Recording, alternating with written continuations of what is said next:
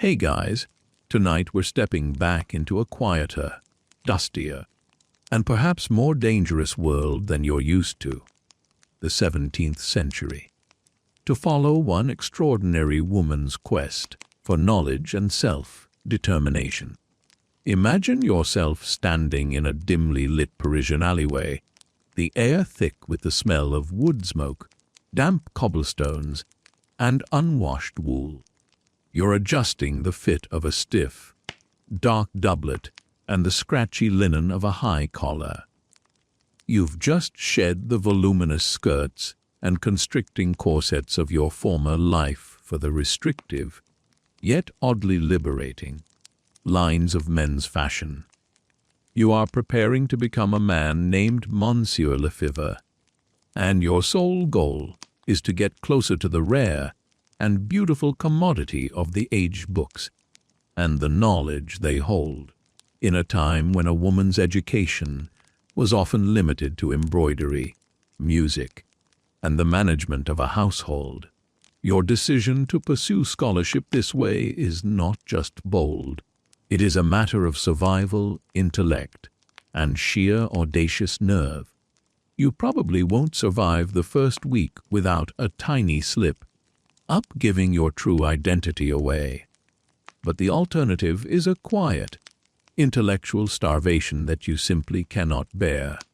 So, before you get comfortable, take a moment to like the video and subscribe, but only if you genuinely enjoy what I do here.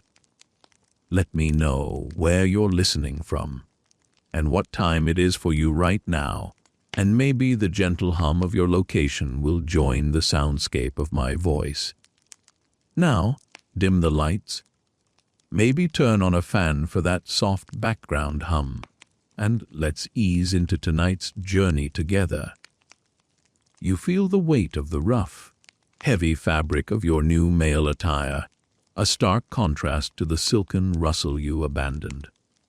This persona, Monsieur Lefevre, is meticulously constructed. Your voice has been practiced to a lower, more deliberate register, reserved for short, neutral phrases. You've studied the walk, a more purposeful stride, less of a glide. You realize quickly that passing as a man isn't just about the clothes. It's about the economy of movement and the subtle arrogance of occupying space, something women were taught to minimize. You carry the false documents of a minor, distant scholar arriving from a remote provincial town, seeking employment near the intellectual heart of Paris. Your destination isn't the glamour of the royal court. It's the quiet, musty sanctity of a private collector's library, a place where the scent of aged leather and dry paper promises sanctuary. You arrive at the house, less a grand mansion and more a discreet, imposing townhouse belonging to a wealthy scholar and clergyman. The man is known for his eccentric passion for collecting theological and historical texts, especially those written in ancient languages. He is rarely home, which is your primary, quiet advantage. You secure the post through a network of vague, whispered recommendations and a carefully crafted letter demonstrating your supposedly masculine education in Latin and Greek. It's a low-paying role, a combination of librarian, copyist, and general factotum, responsible for the sheer physical labor of the collection.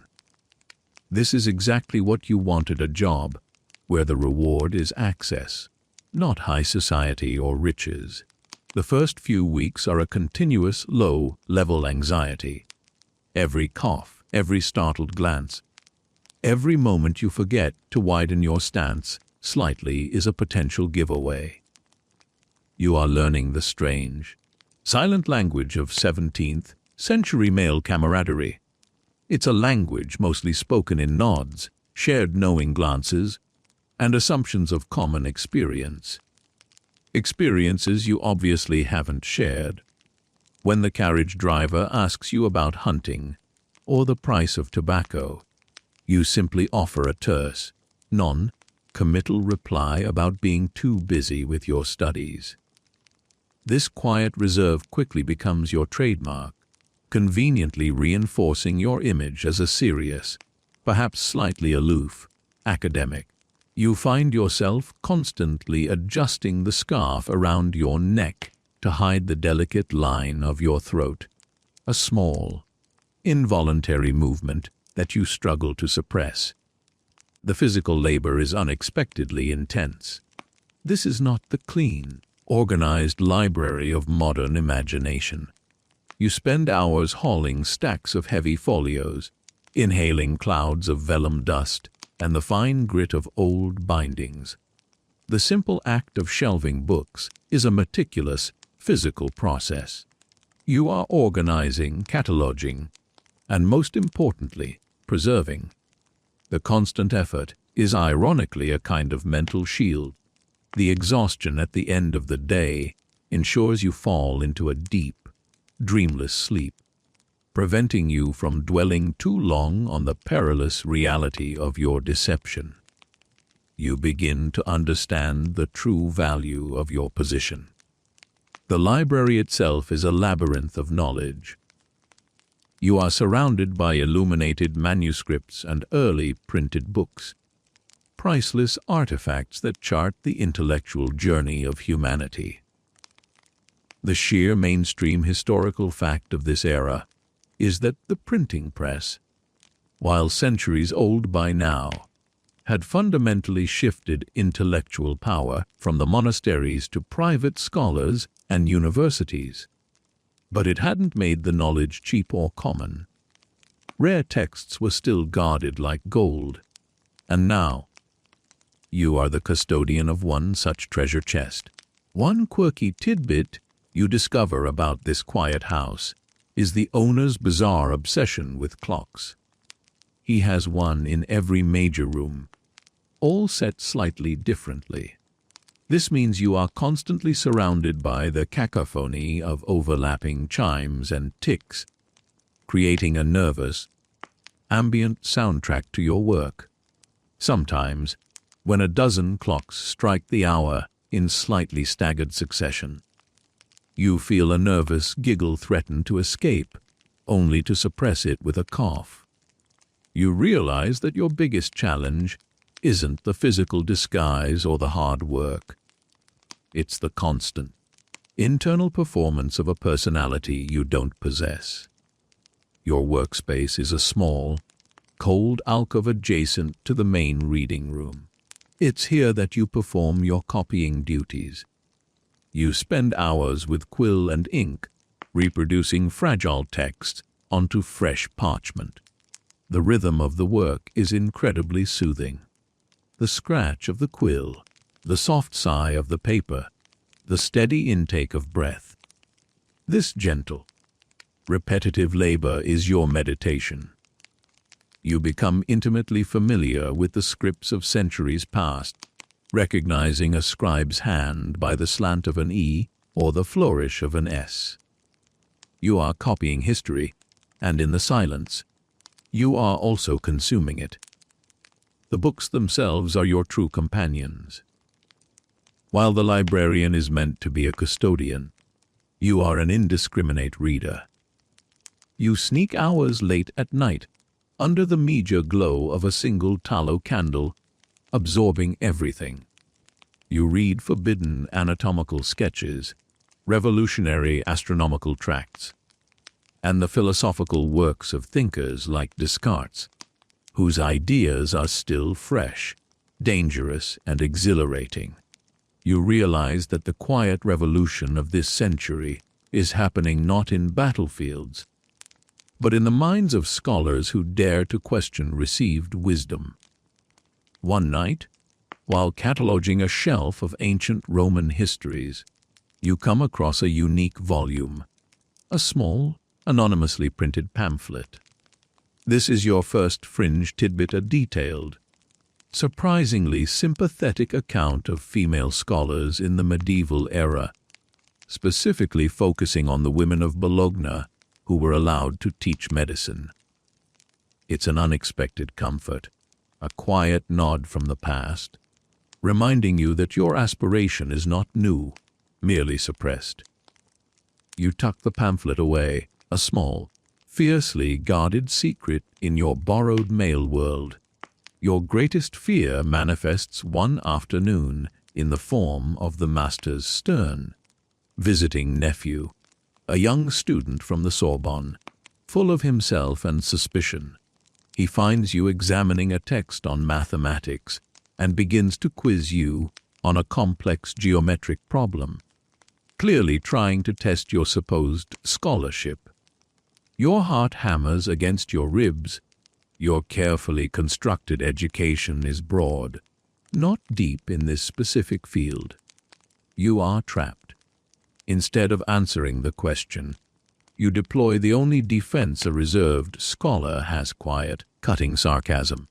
You muse aloud that the young man's question is based on a fundamentally flawed premise, derived from a poorly translated Arabic text. It's a bluff, but it's delivered with such quiet, intense certainty that the nephew, flustered and embarrassed by the implied insult to his source, retreats with a huff. This moment solidifies your public persona. Monsieur Lefevre is not just a scholar, he's an unapproachable scholar. This is one of the light jokes you allow yourself. Your best defense is simply pretending to be deeply boring and pedantic. After all, who would suspect someone who speaks only of marginalia and obscure citations? You note that historians still argue whether the best disguise is one that completely transforms the wearer, or one that merely makes the wearer so unremarkable as to be instantly forgotten. You opt for the latter, choosing the safety of scholarly obscurity. You recall the immense effort involved in tailoring your garments. Everything you wear is designed to flatten and conceal, yet must also look natural. The high boots, the heavily starched linen cravats, the layers of thick wool, it all serves to subtly reshape your silhouette. You find that the most effective tool in your disguise is not a prop, but a psychological stance, the total commitment to the male gaze, or rather, the lack of it directed at you. As a man, you are simply there, a piece of furniture in the intellectual landscape. The freedom of not being constantly observed or judged is intoxicating, even if it comes at the cost of your true identity. You realize you haven't been called pretty, or soft, or emotional in months, and the absence of that gendered baggage is a luxury you savor in silence. You continue to categorize and organize the entire library. This is your great project. You don't just put books on shelves. You create an organic map of the owner's vast, meandering intellectual history. You find yourself spending hours tracing the movement of ideas across centuries, an incredible scholarly privilege unavailable to any woman outside a convent. You discover an entire section dedicated to the history of cartography, filled with massive, hand-drawn maps that depict the world as an ever-changing, unfinished place. You run your fingers over the smooth, brittle paper, imagining yourself not just cataloging the world, but navigating it. This quiet, repetitive work forms the perfect sonic and psychological backdrop for sleep. The gentle turning of brittle pages, the soft scratching of a quill, the distant, muffled sounds of the city outside. Your life as Monsieur Lefevre has fully begun. You settle deeper into the quiet library's routine, letting the predictable rhythm of the house become the metronome for your concealed life. Every morning begins the same way before dawn. You are stirring, dressing quickly in the dark, performing the small, necessary rituals of binding and concealment that feel both tedious and vital. You light the small stove in your alcove, the comforting scent of wood smoke momentarily displacing the library's permanent aroma of dust and dry ink. Your first task is dusting the long rows of shelves. You glide through the aisles, a quiet, almost spectral figure, the brush whispering across the spines. This is more than cleaning. It's a tactile relationship with every book. You run your fingers over the tooled leather and rough linen bindings, feeling the history contained within the material itself. Your day is structured by the sun's passage across the library's tall, narrow windows. When the light is strong, you dedicate yourself to the meticulous cataloging system. The 17th-century method is primitive by modern standards, relying on large, hand-written index books. You spend hours transcribing titles, authors, and acquisition dates in a neat, masculine script you have painstakingly developed. The work is slow, demanding precision, and it offers the perfect, meditative drone that lulls your racing mind. The steady concentration required to avoid a single blotch of ink or a misfiled entry is intensely focusing. The specific anxieties of 17th-century intellectual life are subtle but constant. Censorship is a pervasive, invisible threat. You are handling volumes daily that could, if discovered by the wrong official, lead to serious trouble for the master, and certainly for the librarian who failed to hide them. The master, while a man of letters, also has political and clerical ambitions, meaning certain imprimaturs, official licenses to print, must be respected. You learn to recognize the bindings and fonts of officially sanctioned texts versus the crudely printed pamphlets and heretical treatises that he has tucked away in hidden compartments. The simple act of shelving a book becomes an exercise in geopolitical risk assessment. You recall a curious incident from your first month, a small anecdote that gives you a light internal chuckle now. One day, a mouse, made bold by the silence, darted across your foot. You, forgetting your character, let out a small, high-pitched gasp. The master's nephew, the same pedantic one from before, was nearby. You immediately covered the sound with a loud, theatrical sneeze, followed by a dramatic blow of your nose into a handkerchief. He merely grunted, assuming you were suffering from a common winter ague, never suspecting the real reason was sheer feminine terror of a tiny rodent. A proper 17th-century gentleman, you muse, would simply have stamped on the pest with a casual air of masculine dominance. But Monsieur Lefevre is clearly more the sensitive, bookish type. The mainstream historical fact of this environment is that paper and ink were expensive commodities, meaning every page of every book was a financial investment. Nothing was wasted. Marginalia, the notes written in the margins by previous readers, were often as valuable as the text itself, tracking the intellectual lineage of the volume. You spend countless hours deciphering the tiny, spidery script of these former owners, feeling a strange connection across centuries, a silent community of readers who shared the same physical book. The silence of the library is broken only by the sounds that emphasize quiet, the rustle of your wool tunic, the scratch of your pen, the distant clamor of a bell from a nearby monastery marking the hours. This is the sensory detail that anchors your performance. You are always listening, not just for danger, but for cues. If the housekeeper is singing softly in the courtyard below, you know you have a few minutes of unsupervised safety to pull a banned text off the shelf and scan a crucial passage. If the master's carriage pulls up suddenly, you are immediately engrossed in the most neutral-looking volume of ancient Greek poetry you can find.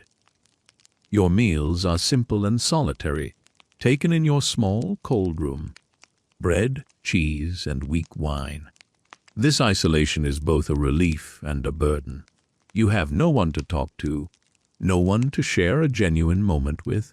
Yet, this total withdrawal is also your best defense. You are the invisible servant. Your fringe tidbit related to daily routines is the curious 17th-century belief that wearing wool directly against the skin was considered beneficial for health, particularly for preventing chills and vapors. You find it miserably itchy, but the layers add bulk to your frame, further solidifying the disguise, so you endure the discomfort as a necessary penance for knowledge. You occasionally receive instructions from the master, always delivered in curt, written notes. He trusts your Latin script and relies on you to create clean copies of old documents he intends to use for his own publications. This is where your skills truly shine. You are not just copying, you are silently editing and correcting the errors of long-dead scribes. A secret, invisible contribution to the intellectual record. You chuckle inwardly, realizing that the master is unwittingly relying on the superior linguistic precision you received from a very unconventional, unauthorized education. You imagine him proudly presenting your meticulously clean copies to a publishing house, completely unaware that he is presenting the work of a disguised woman. That's the sort of internal, light joke that keeps you sane in the silent pressure cooker of the library. There's a subtle, almost academic game you play with yourself as a distraction from the constant strain. You identify a handful of volumes that contain, in their marginalia, specific references to female intellectual life, citations of women poets or scholars that have been carefully, but not completely, scratched out by a previous, more conservative hand. Your mission, which you undertake with extreme caution, is to locate and copy those references into a small, secret notebook you keep hidden beneath the loose floorboard in your alcove. You are building a quiet, underground history of female thought, one obscured annotation at a time. You realize that historians still argue whether the proliferation of cheap printed almanacs and pamphlets actually increased overall literacy rates among the lower classes, or simply reinforced the intellectual chasm between the elite and the masses. For you, the answer is personal. The chasm is vast, and only through audacious deception can you hope to cross it. The quiet hum of the library, the rhythmic tap of your fingers on the desk, the distant sounds of street vendors, all of it becomes a kind of ambient soundtrack to your double life, a gentle, lulling pattern that helps ease you into the deep, restorative sleep you desperately need. You continue your quiet service, your borrowed male persona becoming more integrated, more natural, with every passing day. The stillness of the library now affords you the luxury of indulging in obscure intellectual quests. Your role as librarian gives you unique access, not just to the front-facing collections, but to the private chambers, the storage closets, and the locked cabinets where the master keeps his most sensitive and potentially banned knowledge. You realize that the entire structure of this 17th-century intellectual environment is built upon a paradox. Scholars want to possess heretical and revolutionary texts, but they must publicly disavow them to remain in good standing with the church and the crown. You are the quiet bridge across this hypocrisy. Your particular quest centers on texts relating to early modern medicine and anatomy. In this period, the study of the human body was undergoing a slow, painful transformation from ancient Greek humoral theory. You know, the old idea that sickness was caused by an imbalance of phlegm, black bile, yellow bile, and blood, to a more empirical approach. You are fascinated by the sheer anatomical ignorance of the time, especially concerning the female body. This is a personal mission. To understand the physical reality of the body you are currently disguising. You find yourself drawn to the works of Vesalius and other pioneering anatomists, some of whom performed dissections and published astonishingly accurate, yet still controversial, drawings. The mainstream historical fact you learn here is that public dissection, when it happened, was a massive civic event, often treated more like a moralizing theater piece than a scientific inquiry. But the truly detailed, challenging work was happening in secret. You spend nights carefully copying these delicate engravings, marveling at the complexity of muscle and bone structure. This quiet, detailed work is intensely soothing, replacing the noise of daily anxieties with the gentle focus required for reproduction. It's during this period that you begin forming quiet alliances, which is perhaps the most dangerous part of your masquerade. You need information that the books alone cannot provide, specifically the small, coded signals that indicate which publishers or scholars are safe to approach. You begin visiting the few quiet coffee houses near the Sorbonne, places where academics and students mingle.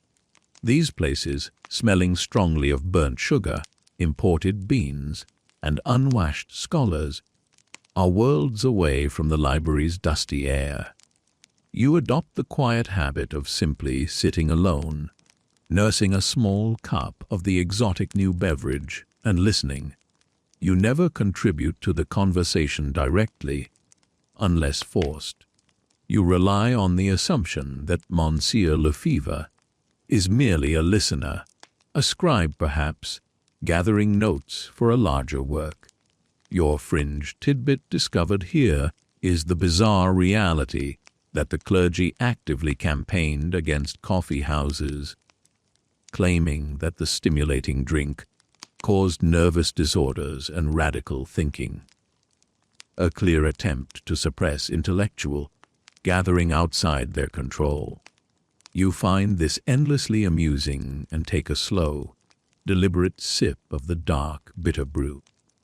It is in one of these coffee houses that you first encounter an older, slightly disgraced scholar, a man who lost his post for advocating Copernican astronomy, the idea that the Earth orbits the Sun, which was, of course, a huge no. He is now relegated to a quiet life of translating obscure Eastern texts. You begin a slow, highly formal exchange of letters with him, offering your assistance in copy, editing his translations in exchange for access to his private papers. He, in turn, sees you as a quiet, dedicated, young scholar eager for mentorship, the perfect low-risk assistant. This scholar is the first person who might see through your disguise, not because of a physical giveaway, but because of the intensity of your intellectual passion. When discussing an obscure, proto-scientific text on optics, you momentarily forget your careful reserve and argue a fine point of Greek grammar with sudden, unexpected force. The scholar pauses, looks at you not with suspicion, but with a flicker of intense, surprised recognition. He merely coughs and says, "Ah, Monsieur Lefevre, your passion for the classics is quite singular." He never refers to it again, but you realize that intellectual fervor is itself a gendered trait in this world, and you must dampen the flame, keeping your insights just below the threshold of brilliance. Your experience as a copyist also subjects you to subtle surveillance. The master's nephew, sensing your low status and reserved manner, occasionally tries to catch you in some petty transgression, perhaps hoping to steal your position. He asks you to find books that are subtly, intentionally misfiled. He quizzes you on the inventory. You, however, are now a master of the master's entire collection. When he asks for the third volume of a specific Jesuit commentary, knowing it is shelved 3 aisles over, you retrieve it with the effortless, almost sleepy efficiency that only comes from handling every single book multiple times. Your mastery of the library becomes your shield. This is the light joke you allow. Your best defense is simply becoming the world's most qualified under-librarian. One evening, while working on a complex timeline of biblical figures, you find yourself completely absorbed in the mathematics of dating ancient events. You realize, with a sense of quiet triumph, that the training you received years ago in rudimentary algebra, considered frivolous for a young woman of your status, is now the core skill enabling your survival. You recall the crocodile dung sunscreen anecdote you once read about ancient Egyptians and realize that the methods of deception and survival, whether cosmetic or intellectual, have always been bizarrely personal and strangely enduring. The quiet pursuit of knowledge requires constant compromise. For every page of subversive anatomy you copy, you spend 10 pages reproducing dull religious tracts. You learn to embrace the monotony. The copying of the religious texts becomes another form of meditation, the perfect white noise for your intellectual life. Your quill scratches the same phrases over and over, lulling you into a state of semi-awareness, freeing up your mind to process the more dangerous ideas you consumed the night before. Historians still argue whether the rise of these private libraries in the 17th century was a democratizing force, scattering knowledge beyond the universities, or simply a consolidation of intellectual power in the hands of the wealthy elite. For you, it is both. The library is a prison built of privilege, but one you have successfully infiltrated. The constant, soft tapping of the master's many slightly misaligned clocks, the gentle sigh of the coals in the stove, the pervasive smell of must and beeswax, all of it forms a continuous, low-level sensory field that is now the reality of your quiet life, the gentle hum of your intellectual deception. Your continued success now rests entirely upon the delicate art of passing, mastering the 1,000 tiny, essential details that constitute 17th-century masculinity. It is the relentless performance of the mundane that prevents detection. You are constantly monitoring not just what you say, but how you are seen. The high collars and starched linen cravats are more than just fashion.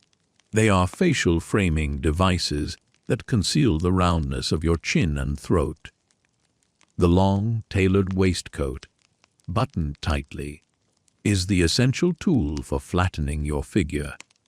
You find that the male silhouette is primarily defined by straight lines and sharp angles, the exact opposite of the female form. You learn that the most dangerous moments are not when you are alone in the library, but when you are unexpectedly pulled into casual proximity with others. For instance, the simple act of lighting a pipe. While Monsieur Lefevre is supposedly too focused on scholarship to indulge in heavy smoking, You must know how to handle the tool. You practice in the dark of your room, realizing that the way a man holds fire and draws smoke is entirely different. It's an assured, unhurried gesture. You even learn a few choice, non-offensive vulgarities to grunt when a spark burns your hand, realizing that a little bit of rough language is part of the accepted masculine performance, a sort of linguistic camouflage. This is one of the light jokes you keep to yourself. Your entire identity is based on the quiet art of not being noticed, punctuated by the occasional accidental curse. The daily routines of male dress and behavior are exhausting. The tying of the cravat, the adjustment of the belt and sword. Belt, even though you rarely carry a sword.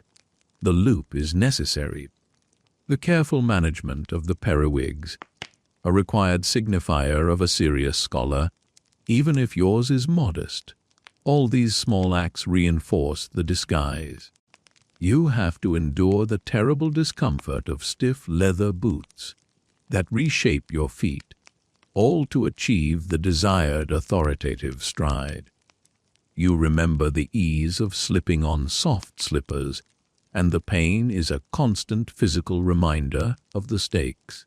You realize that historians still argue whether the French court under Louis IV, your contemporary, was intentionally pushing such extravagant, gendered fashions, high heels, heavy makeup, voluminous wigs, as a way to soften and control the nobility, making them focus on appearance rather than political rebellion. For you, the answer is simple. The more rigid and prescribed male attire becomes, the easier it is to study and replicate the rules. One quirkier tidbit you observe is the ritual of the hat. A man's hat in the 17th century is a complex social signal. It must be doffed just so, a quick, practiced lift and lower, for equals or superiors, and merely touched for minor acquaintances. You spend hours observing men on the street from your window, practicing the precise, swift motion, ensuring your large felt hat doesn't catch on your carefully tucked hair or your wig. A clumsy movement of the hat is a sign of social incompetence, potentially drawing unwanted scrutiny. Your most stressful period comes when the master himself returns for an extended stay, intending to use the library for his writing. Suddenly, the surveillance is constant, direct, and unnervingly personal. You are required to sit with him, reading source material aloud in Latin. This is the ultimate test. Your voice, while practiced low, is thin. You adopt a deliberate, monotonous drone, claiming it is to better focus on the text. The mainstream historical fact you realize here is that reading aloud was the primary mode of intellectual absorption in this era, a skill that required sustained, precise breath control and linguistic excellence. One afternoon, the master, in a fit of writer's block, decides to engage you in a long, meandering discussion about ancient Roman coinage. He leans close, gesturing with his long, slender fingers, his breath smelling of wine. You must look him in the eye, respond intelligently, but not too intelligently. You must maintain the persona of the respectful, slightly slow-witted subordinate. The mounting stress is a physical weight. You realize that true mastery of this disguise is not just looking the part, but performing the psychological submission that a 17th-century male servant owes his master. It's a bitter pill to swallow, but a necessary one. During this period, you have to find moments of intense, quiet relief. You recall that bizarre anecdote, the one about the medieval shepherds navigating by the sound of sheep bells, and you decide to apply that principle of ambient guidance to your own life. You begin to focus on the sounds outside the library, the distant clip-clop of a horse, the cry of a water vendor, the sound of the wind rattling the leaded glass windows. These gentle, neutral sounds become an escape hatch, a way to anchor your mind in the safe, chaotic reality of the outside world, pulling you away from the claustrophobic anxiety of the inner room. The disguise, paradoxically, has given you an unprecedented view into gender roles. You see how men interact with each other, the coded language of respect, the sudden bursts of temper, followed by casual reconciliation, the public posturing that is entirely expected. You realize that men, too, are constantly performing just a different play. It is, you realize, the ultimate light joke. Your success hinges not on becoming a real man, but on becoming a slightly worse version of a highly predictable 17th-century intellectual stereotype. You are boring, polite, knowledgeable, and therefore invisible. Your life is a masterclass in the power of assumed mediocrity. The longer the master stays, the more integrated your quiet, invisible existence becomes, solidifying your right to be a fixture in his academic world. Your long masquerade gently concludes, securing your safety and leaving a quiet, surprising intellectual impact. After years spent as the spectral presence of the library, the mounting stress of the deception begins to erode your physical strength, not in a dramatic way, but in a slow, persistent exhaustion. The need for absolute vigilance is unsustainable. The constant binding of your body and the enforced reserve on your voice.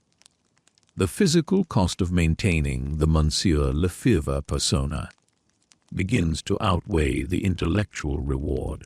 The opportunity for a quiet exit presents itself when the master, having finished his major scholarly work, with a gentle, internal smile that is heavily indebted to your meticulous copy, editing, and obscure source identification, decides to travel extensively. He needs the library supervised, but he no longer needs a daily assistant. He offers you a generous pension, a small but secure annual income, in exchange for simply watching over the house, tending the books, and continuing the occasional copying task. This is the moment you choose to secure your gentle retirement. You accept the pension with the same quiet, efficient modesty you displayed when you first took the post. You arrange to move to a small, unassuming apartment on the outskirts of Paris, far enough away from the Sorbonne and the intellectual circle to ensure safety, but close enough to access second-hand bookstalls and occasional public lectures. You explain to the master's steward that your health requires a less dusty environment, citing the persistent cough you'd perfected years ago during that mouse incident. The steward, who has always found Monsieur Lefevre unbearably dry, is happy to see you go. The mainstream historical fact that makes this exit possible is the rising trend of independent wealth among the non-noble class in the late 17th century, often derived from banking, trade, or, in your fictional case, a surprisingly loyal and generous employer. Your small pension, combined with the few valuable minor texts the master had gifted you over the years, is enough to ensure you won't starve. You have secured the two things you desperately craved: knowledge and autonomy. You slowly begin to shed the male identity. It's a process of quiet subtraction. First, the uncomfortable bindings come off, revealing a body that feels strangely foreign after years of suppression. Next, the rough wool and stiff doublets are replaced by the simple, dark garments of a respectable, elderly spinster, a quiet transition that draws no attention in the vast, anonymous churn of a city like Paris. You don't try to become the woman you were. You become the scholar you earned the right to be. Your surprising intellectual impact is realized through the collection of your own carefully curated notes. During your years in the library, you had amassed hundreds of pages of corrected texts, marginalized female histories, and synthesized anatomical drawings. You realize you have the basis for a small, insightful book.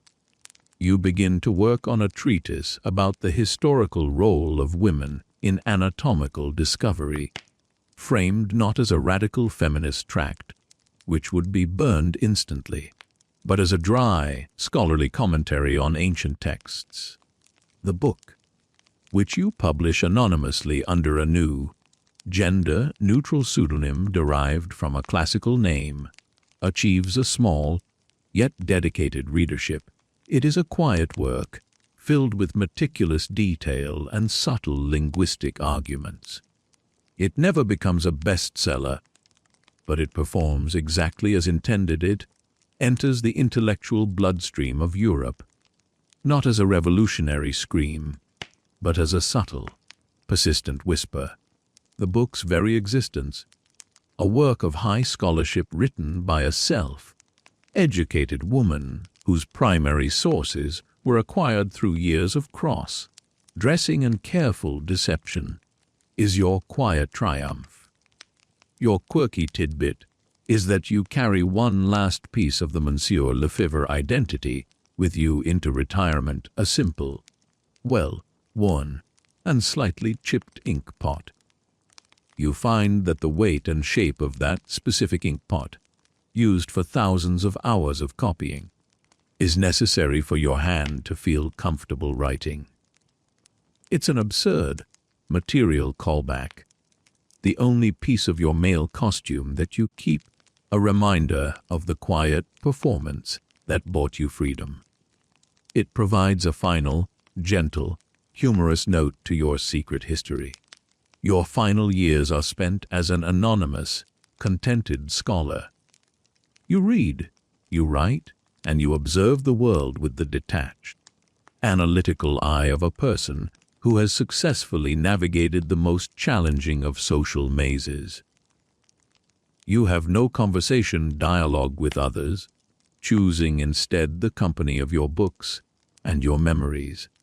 You realize that the greatest adventure of the 17th century wasn't exploration or war. It was the quiet, internal battle to claim one's own mind. Historians still argue whether the anonymous author of that particular commentary on Galenic medicine was a disgraced Jesuit priest or a highly learned German academic. The true identity, the woman who hid behind a cravat and a quill, remains your final, greatest secret, a legacy secured not by force, but by quiet, patient perseverance. The long shadow of the library finally lifts. You sit by the window in your small room. The soft light of the setting sun falls on the page of your latest essay, and you hear only the gentle rustle of the turning leaves outside and the steady rhythm of your own breath. You are safe. You are free. The performance is over.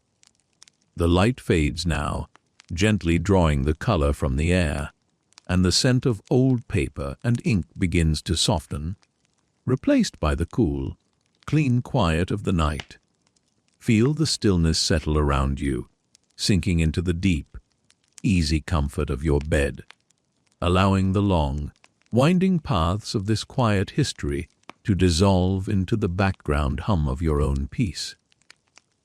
There is no need for thought, no need for vigilance now.